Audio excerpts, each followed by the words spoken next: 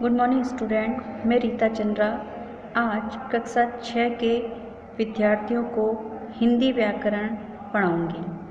सभी कक्षा 6 के सभी विद्यार्थी अपनी हिंदी व्याकरण की किताब निकालें और लेसन नंबर 6 ओपन करें। लेसन नंबर 6 है आपका उपसर्ग। तो सबसे पहले जानते हैं हम उपसर्ग क्या है। जो शब्दांश मूल शब्द के आरंभ में जुड़कर उनके अर्थ में विशेषता या परिवर्तन ला देते हैं वे उपसर्ग कहलाते हैं।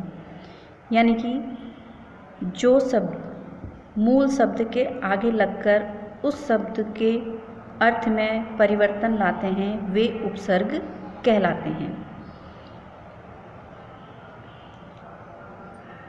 जैसे आपको यहाँ दिया हुआ है उपहार, उपदेश, उपकार। अब हमारा इसमें मूल शब्द हार है और हमने इसके आगे उपसर्ग लगाया तो पूरा शब्द बन गया उपहार। इस उप के उपसर्ग लगने से इसकी मीनिंग चेंज हो गई। उपहार किसी को उपहार गिफ्ट देना। इसी तरह उपदेश, देश मूल शब्द है और इसके आगे हमने उपसर्ग लगाया है तो ये पूरा उपदेश बन गया। इसी प्रकार उपकार। जो ये चित्र आपने देखे इनमें आगे लगकर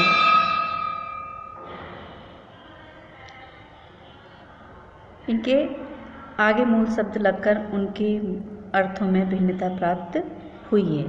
तो मूल शब्द जो शब्दांश मूल शब्दों के आरंभ में जुड़कर उनके अर्थ में विशेषता या परिवर्तन लाते हैं वे उपसर्ग कहलाते हैं। उपसर्ग के भेद। उपसर्ग के कितने भेद हैं? तो उपसर्ग को 4 भागों में बांटा जा सकता है।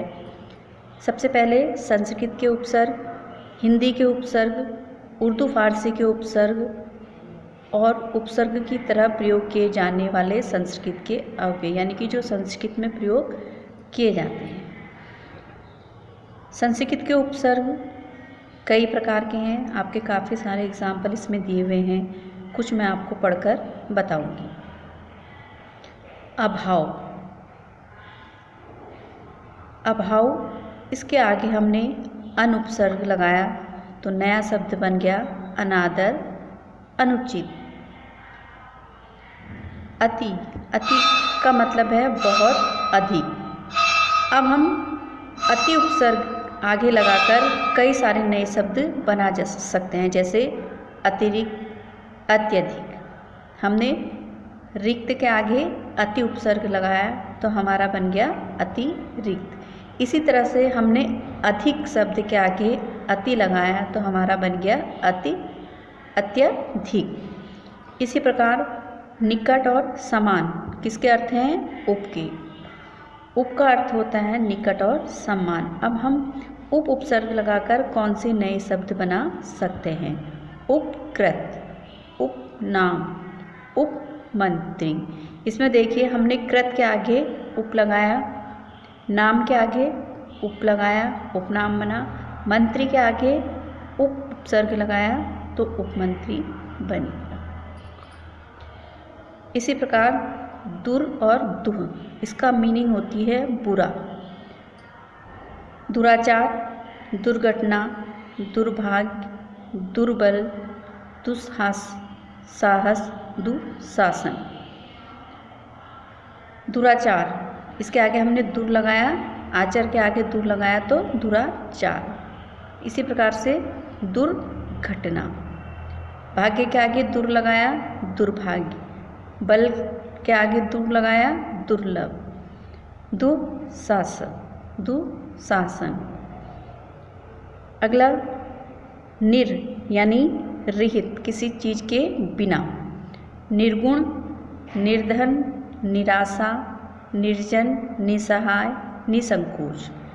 बिना गुण से गुण रहित, जिस पर गुण नहीं है निर्गुण। जिसके पास धन नहीं है धन से रहित निर्धन। आशा के विपरीत निराशा। इसी प्रकार हमने कई सारे शब्द बनाए। बच्चों, आपके एक्सरसाइज में काफ़ी सारे संस्कृत के उपसर्ग दिए हुए हैं, इन्हें आप पढ़ेंगे भी और लर्न भी करेंगे। दूसरा है हिंदी के उपसर्ग। तो हिंदी में भी कई प्रकार के शब्द इनसे बने हुए हैं। हिंदी के उपसर्ग से उन से नए शब्द बनेंगे 29, 59, 39, 49। अवगुण, अवनति, अवगुण, औजार। अध यानी आधा, अधखिला, अधपका, अधमरा, अधजला। तो इसी प्रकार आप इन सब को भी लर्न करेंगे, पढ़ेंगे भी और सारे स्टूडेंट इन्हें लर्न भी करेंगे।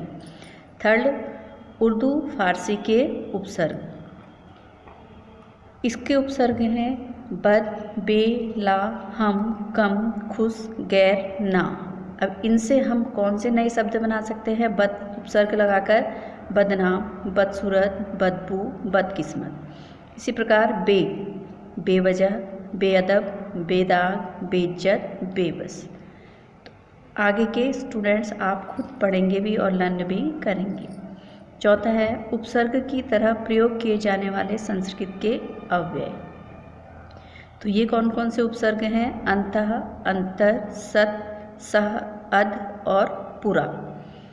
इससे हम कौन से नए शब्द बना सकते हैं? अंतर्देशीय, अंतर्जातीय, अंतर आत्मा। सत, सज्जन, सच्चरित्र, सत्कर्म, इन वर्णों को हम बना सकते हैं। सह यानी कि साथ, सहपाठी, सहकर्मी, सहयोग। अध नीचे, अधोपतन, अधोमुख, अधोगति। पुरा यानी कि प्राचीन, पुरातन, पुरातत्व। स्टूडेंट्स, अब आती है आपकी एक्सरसाइज। एक्सरसाइज में निम्नलिखित प्रश्नों के उत्तर दीजिए। इस एक्सरसाइज को आप सब अपनी नोटबुक में भी करेंगे। पहला क्वेश्चन है आपका, उपसर्ग किसे कहते हैं?